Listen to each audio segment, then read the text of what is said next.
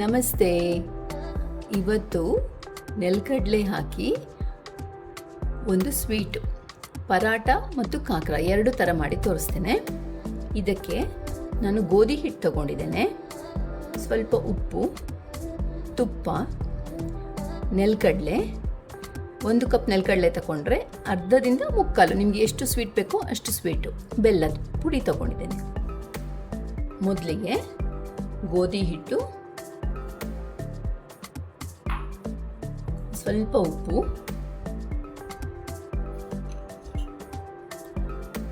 1ರಿಂದ 2 ಚಮಚ ಆಗೋಷ್ಟು ತುಪ್ಪ ಹಾಕ್ಬಿಟ್ಟು ಕಲಿಸ್ಕೊಂಡು ಸ್ವಲ್ಪನೇ ನೀರು ಹಾಕ್ಕೊಂಡು ಪೂರಿ ಹಿಟ್ಟಿನ ಹದಕ್ಕೆ ಕಲಿಸ್ಕೋಬೇಕು.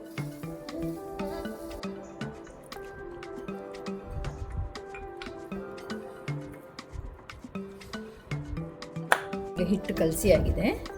ಒಂದು ಸ್ವಲ್ಪ ತುಪ್ಪ ಹಾಕ್ಬಿಟ್ಟು ಒಂದು 10 ನಿಮಿಷ ನೆನೆಲಿಕ್ಕೆ ಬಿಡಬೇಕು. ಇದನ್ನು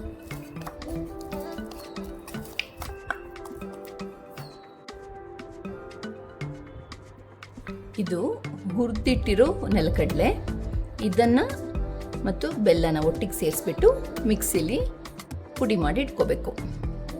ಇದು ನೆಲಗಡಲೆ ಮತ್ತು ಬೆಲ್ಲದ ಮಿಶ್ರಣ. ನೀವು ಇದನ್ನು ರುಚಿ ನೋಡಿಬಿಟ್ಟು ನಿಮಗೆ ಇನ್ನೂ ಸ್ವೀಟ್ ಬೇಕನ್ಸಿದ್ರೆ ಬೆಲ್ಲದ ಪುಡಿನ ಸೇರಿಸ್ಕೋಬೋದು. ಕಲಿಸ್ಕೊಂಡಿರೋ ಹಿಟ್ಟಿಂದ ನಾನು ಈ ಥರ ಒಂದು ಚಿಕ್ಕ ಪೀಸ್ ತಗೊಂಡು ಉಂಡೆ ಮಾಡಿಟ್ಕೊಂಡಿದ್ದೇನೆ. ಇದನ್ನು ಗೋಧಿ ಹಿಟ್ಟಲ್ಲಿ ಅದ್ದಿ ಒಂದು ಸಣ್ಣ ಚಪಾತಿ ಮಾಡ್ಕೋತಾ ಇದ್ದೇನೆ. ಮೊದಲು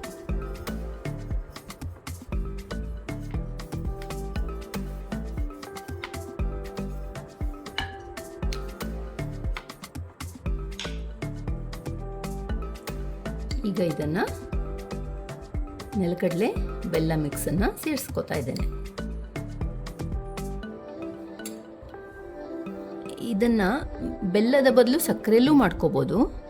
ಆಮೇಲೆ ಗೋಧಿ ಹಿಟ್ಟಿನ ಬದಲು ನಾವು ಮೈದಾ ಹಾಕ್ಕೊಂಡು ಮಾಡ್ಬೋದು. ಆಗ ಅದು ಶೇಂಗಾ ಹೋಳಿಗೆ, ನೆಲಗಡಲೆ ಹೋಳಿಗೆ ಥರ ಆಗುತ್ತೆ. ಈಗ ಇದನ್ನು ಈ ಥರ ಪೂರ್ತಿಯಾಗಿ ಮುಚ್ಚಿ ಇನ್ನೊಮ್ಮೆ ಹಿಟ್ಟೆಲ್ಲ ಅದ್ಬಿಟ್ಟು ನಿಧಾನಕ್ಕೆ ಲಟ್ಟಿಸ್ಕೋಬೇಕು. ಪೂರ್ತಿಯಾಗಿ ಮುಚ್ಕೋಬೇಕು ಇದನ್ನು.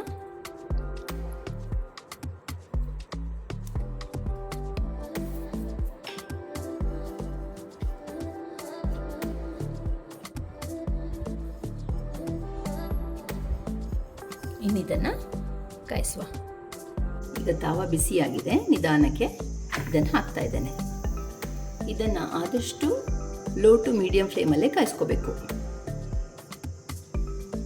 ಇಲ್ಲಿಂದ ಒಂದು ಸ್ವಲ್ಪ ತುಪ್ಪ ಹಾಕೋತಾ ಇದ್ದೇನೆ.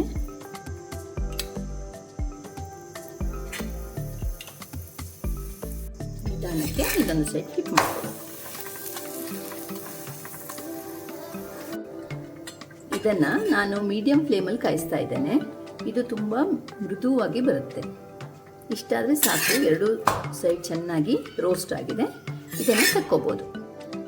ಈಗ ಇದನ್ನು ನಾನು ಕಾಕ್ರದ ಹಾಗೆ ಸ್ವಲ್ಪ ಗಟ್ಟಿಯಾಗೋ ಹಾಗೆ ಕಾಯಿಸ್ತೇನೆ. ಇದಕ್ಕೂ ತುಪ್ಪ ಹಾಕ್ಕೊಂಡು ಇದನ್ನು ಮಾತ್ರ ಸಣ್ಣ ಉರಿಯಲ್ಲಿ ಕಾಯಿಸ್ಕೋಬೇಕು. ಮತ್ತು ನಡುವಲ್ಲಿ ಹೀಗೆ ಒತ್ತುತ್ತಾ ಕಾಯಿಸ್ತಾ ಇರಬೇಕು. ತಿರುಗಿಸಿ ಒತ್ತುತ್ತಾ ಕಾಯಿಸ್ತಾ ಇರಬೇಕು. ಹೀಗೆ ತುಂಬ ಲೋ ಫ್ಲೇಮಲ್ಲಿ ಕಾಯಿಸ್ಕೋಬೇಕು. ಈ ಥರ ಸಿಮ್ಮಲ್ಲಿ ನಿಧಾನಕ್ಕೆ ಹೀಗೆ ಒತ್ತಿ ಕಾಯಿಸೋದ್ರಿಂದ ಇದು ಸ್ವಲ್ಪ ಗಟ್ಟಿ ಆಗುತ್ತೆ. ಇದನ್ನು ನೀವು 3ರಿಂದ 4 ದಿನ ಸ್ಟೋರ್ ಮಾಡ್ಕೋಬೋದು.